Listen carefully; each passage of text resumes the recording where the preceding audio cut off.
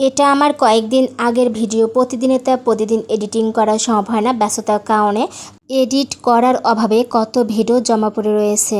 সারাদিন আমি কিভাবে সময় পাস করছিলাম তার ছোট ছোট ক্লিপ নিয়ে রাখছিলাম, ওইগুলাই তোমাদের সাথে শেয়ার করতেছি। সকালে ঘুম থেকে উঠে 1 কাপ চা তৈরি করছি। করার পরে চা এবং বিস্কিট নিয়ে ছাদে গিয়েছিলাম। ছাদে আমার অনেক সময় বেশি খাইতে ভালো লাগে, কারণ সকালে এবং বিকালে ছাদে ঠান্ডা একটা বাতাস থাকে, এই জন্য খুবই ভালো লাগে। তো আমি বেশিরভাগ সময়ই নাস্তা তৈরি করে ছাদে নিয়ে যাই খাওয়ার জন্য। ছাদে আমার বেশি খাওয়া পড়ে। আর আমার তো সঙ্গী আছে কাক, তাকেও তো দেওয়া লাগবে, তাকে ছাড়া আমি কেমনে খাই। আমি ছাদে গেলেই তো ও খেতে পারবে। আম্মু সকালের জন্য নাস্তা তৈরি করতেছিল আর আমি সাময়িক বিস্কিট এবং চা নিয়ে ছাদে গিয়েছিলাম। আর এই তো আমি এখানে বিস্কিট এবং চা খাইতেছি। চা বিস্কিট খাওয়া শেষ করে টবে কিছু গাছ লাগানো ছিল, সেই গাছগুলোকে আমি পানি খাওয়াইতেছিলাম। আমি সবসময় কিন্তু পানি খাওয়াই না, মাঝে সাঝে খাওয়াই, হয়তো আব্বু দেয় আম্মু দেয় এরকমভাবে। আমি শখ করে মাঝে সাঝে দেই, আমাকে কখনোই পানি দেওয়ার কথা বলে না। আমার ইচ্ছে হয় সেই জন্য দেই, আর ভালো লাগে।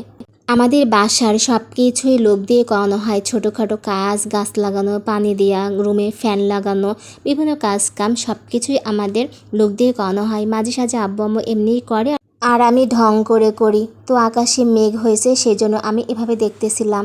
তারপরে আমি সব গাছগুলাকে একে একে সুন্দর করে পানি খাওয়াইলাম। খাওয়ানোর পরে বাসায় চলে আসলাম। বাসাতেও কিছু গাছ লাগানো ছিল, সেইগুলাকে পানি খাওয়াইলাম। আবার নিচেও কিছু গাছ লাগানো আছে, কিন্তু আমি নিচে আর পানি দিতে যাই নাই। ভাবতেছিলাম যে আব্বু হয়তো বা দেবে।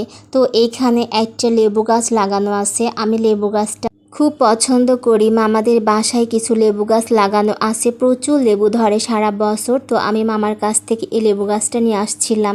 এরপর দেখি আমার ফ্রেন্ডের আম্মু লাউ এবং লাউয়ের শাক নিয়ে আসছে আমার জন্য। তারপরে আন্টিকে নাস্তা করানো হলো। বাসায় যা ছিল সেগুলাই, কলা, আপেল, মিষ্টি, কেক এগুলা। এরপরে আন্টিকে থাকার জন্য অনেক করে বলা হইলো, তো আন্টি থাকলো না, চলে গেল। আমার হাত পায়ের অনেক বড় বড় নখ হয়েছিল, কয়েকদিন থেকে উঠাবো করতেছিলাম, কিন্তু সময়ই পাচ্ছিলাম না। আমি কিন্তু ব্লেড ছাড়া হাত পায়ের নখ উঠাইতে পারি না। এইখানে আমি ব্লেডই ইউজ করতেছিলাম।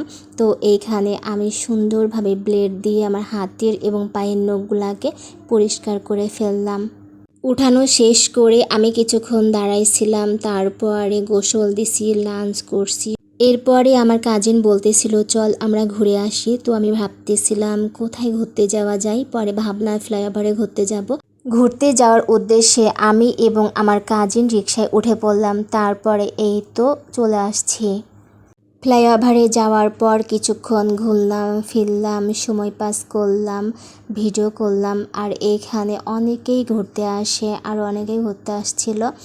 আর আমার ফ্লাইওভারে এবং রাজশাহীতে যেই ভাইরাল রোডগুলো আছে সেইগুলাতে আমার ঘুরতে যেতে ভালোই লাগে, আমি প্রায়ই ঘুরতে যাই। তারপর আমাদের ঘোরাফেরা শেষ করতে হইল।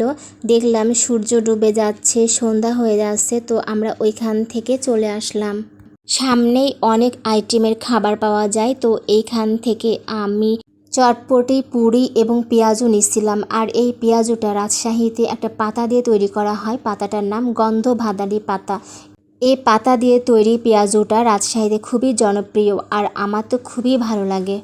খাওয়া শেষ করে বাসায় চলে আসলাম। তো আজকে আমার ভিডিওটা এই পর্যন্ত।